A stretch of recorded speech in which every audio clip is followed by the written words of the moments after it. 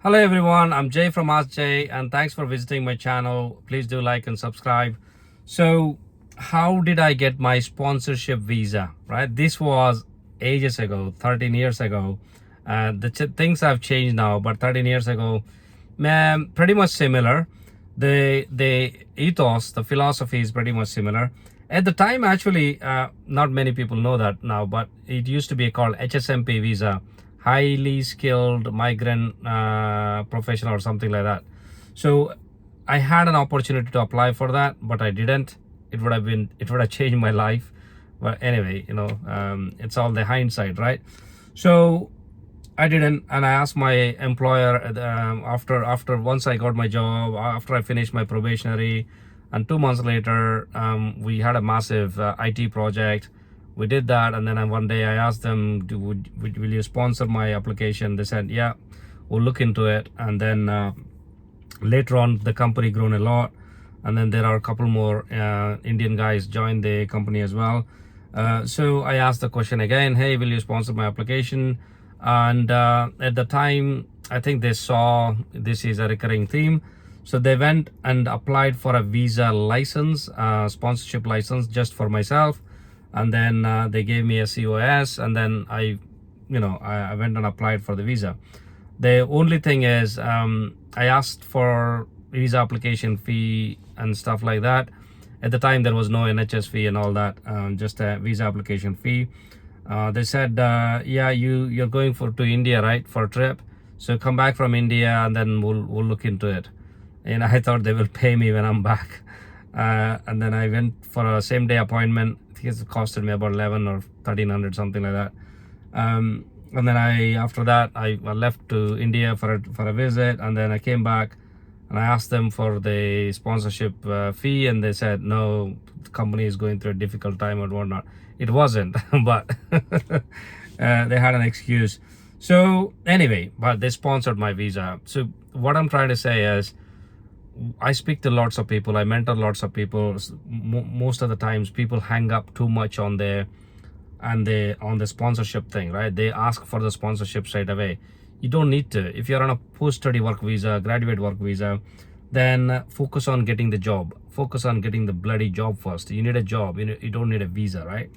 So once you get the job, then be somebody who is valuable, be somebody who is personable, be somebody who is positive, be an asset to the business that they don't want to lose. And then you go back and ask for the sponsorship. The employer will obviously sponsor you. The fact is, it's actually a lot expensive to replace you than sponsor you. So many people don't realize that. So once you get the job, focus on getting the job, then the sponsorship. Of course, if your visa is expiring, then you have to get a job with the visa. Then that's a difficult one, but I'm not saying it's impossible. I have seen the cases where it happened before. So yeah, just also don't wait, man. Once you get your post-study work visa, or even I would start applying for the jobs even when I'm a student. That's what I would do. That's my advice, right? And then some people wait till they get the post-study work visa, and they think they have 2 years or lots of time. You don't. 2 years will go like that, right? As soon as you get visa, you should be ready by this point, with what jobs you want to apply for, what skills you need, how the interviews go, what do they ask when they call you, how do the screening questions look like. You need to know all this, and you need to know what your responses are, right? And then be proactive. Keep moving fast, break things, make mistakes, learn, move, right? And get the job first. Once you get the job, most companies would be willing to sponsor you.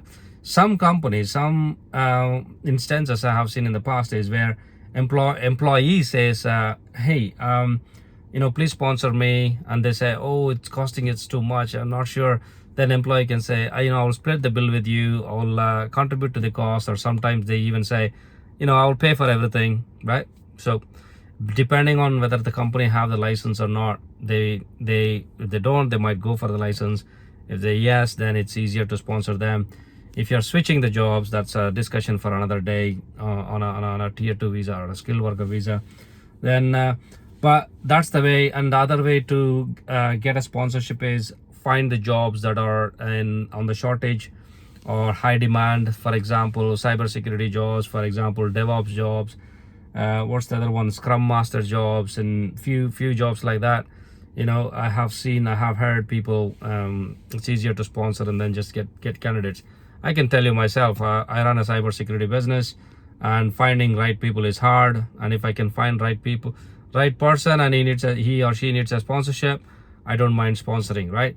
So, but the problem is it's finding the right person, and also finding the loyal person, because you know uh, it's tricky coming from the culture I am from. Find Loyalty is not our best skill. Let's put it that way. So anyway, so once you find the right person, you'll be happy to sponsor. So what I'm trying to say is either find a job that is in high demand and low skills, and or find a job first and then a visa later, right? That's another thing.